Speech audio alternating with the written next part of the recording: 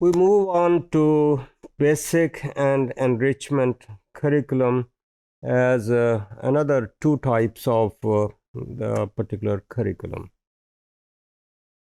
हम डिवाइड करते हैं learning between those that are basic and those that are enrichment.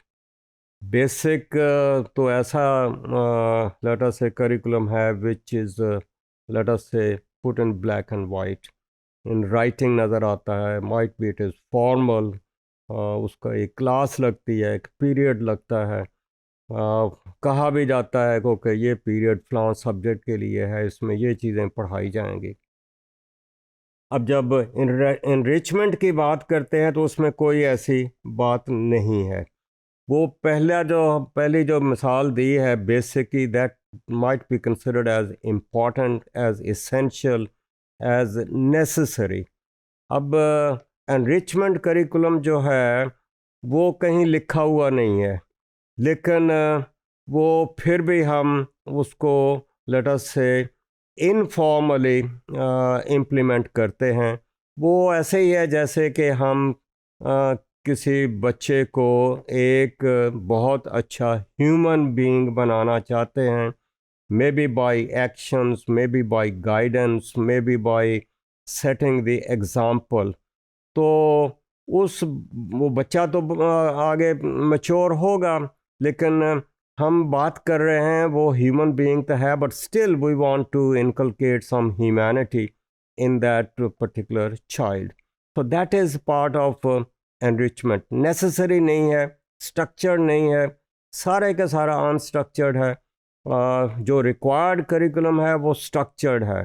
Okay, उसका time भी स्ट्रक्चर्ड है, उसकी क्लासेस भी स्ट्रक्चर्ड हैं, कोई टाइम टेबल का हिस्सा है. ये जो एनरिचमेंट करिकुलम है ये ऐसे नहीं है. This is more informal kind of thing. So enrichment learnings are the knowledge and skills that are interesting and enriching but are not considered essential. They are simply, it is nice to know.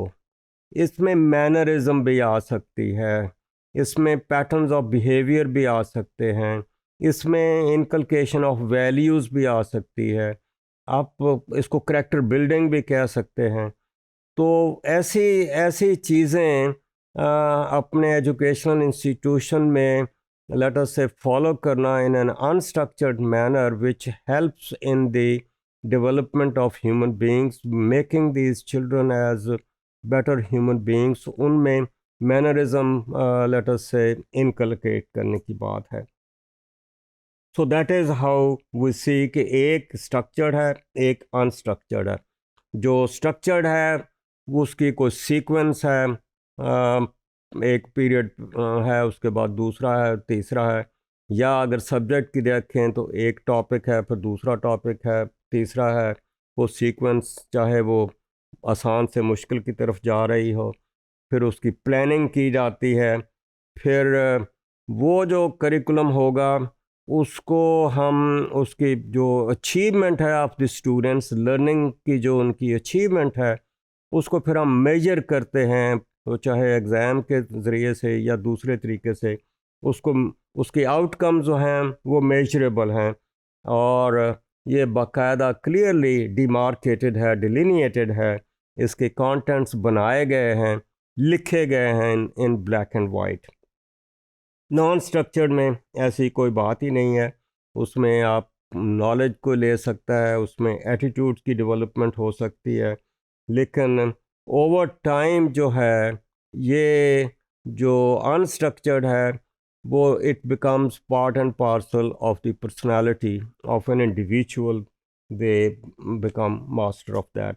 So non structured learning yields the three types of curricular, और उसमें mastery की बात आ रही है, organic की बात आ रही है, एंड देन एनरिचमेंट की बात आ रही है. सो मास्टरी लर्निंग यानी एक ऐसा लर्निंग है कि फिर आप किसी वक्त पे वो भूल ही जाते हैं कि मैंने ये लर्न किया. You become master of that. Okay, are those that are basic, both basic and structured.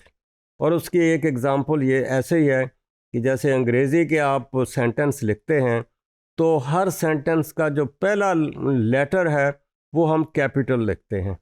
So that is becomes क्या कहते हैं, part and parcel of our writing skills. उसका हिस्सा बन जाता है. तो द इंडिविजुअल ऐसे लर्न करता है, देन ही और she becomes master of that. Organic learning are those that are basic but do not require structuring. So they are developed day by day, rather naturally, as the result of numerous interactions and exchanges. Numerous interactions कि हम बातें कर रहे हैं, जब हम बातें कर रहे हैं या डिस्कशन कर रहे हैं, तो उसमें ये देखिए कि पीपल टेक टर्न्स. ये नहीं है कि सारे इकट्ठे बोलते हैं, एक के बाद दूसरा तीसरा, देन आर्ग्यू भी करते हैं. तो उसका एक तरीके कार डेवलप हो जाता है. हम इसको मैनरिज्म के हिसाब से भी देख सकते हैं कि डिस्कशन के कोई मैनर्स हैं. वो मैनर्स जो हैं, when we participate in such situations, तो वो हम ऑटोमेटिकली लर्न करते हैं बाय कॉपिंग अदर्स. या कॉपिंग की बात आ सकती है, गाइडेंस भी हो सकती है. And then we take part in accordance with these particular patterns. So they are just as important as the mastery outcomes, but they do not require sequencing, pacing and articulation. तो जैसे कि मैंने कहा, organic learning की मिसाल ऐसे ही है कि listen कर्टियसली while others speak. Okay, while others speak, listen courteously. और अगर ये एक पैटर्न बन गया है, ये एक मैनरिज्म का हिस्सा हो गया है, तो जब आप बोलेंगे then others will listen to you courteously. So enrichment learning simply extend the curriculum. They are not considered as something in writing. They are not considered as basic as part of the basic curriculum. तो teacher उसके ऊपर emphasise कर सकता है, not only कर सकता है बल्कि करते हैं. वो सफाई की बात हो सकती है, वो टर्न लेने की बात हो सकती है, वो लाइन में चलने की बात हो सकती है, लाइन में कुछ चीज़ रिसीव करने की बात हो सकती है. ये सारे के सारे जो हैं अनस्ट्रक्चर्ड हैं, and this is part of the enrichment curriculum. तो these are inculcated informally. So we see that enrichment learning simply extend the curriculum. They are not considered as basic. और फिर हम ये भी देखते हैं कि इसी बेसिस पे हम एक स्कूल के बच्चों को दूसरे स्कूल के बच्चों से लेट अस से हम डिस्टिंक्शन करते हैं कि इनका पैटर्न ऑफ बिहेवियर किस किस्म का है, इनका पैटर्न ऑफ बिहेवियर किस किस्म का है. वो चाहे बस पे चढ़ने का बिहेवियर देखते हैं या किसी पार्क में जाने का बिहेवियर देखते हैं. This is all part of the informal learning, और जिसको हम कहते हैं कि एनरिचमेंट. ये definitely becomes part and parcel of the personality.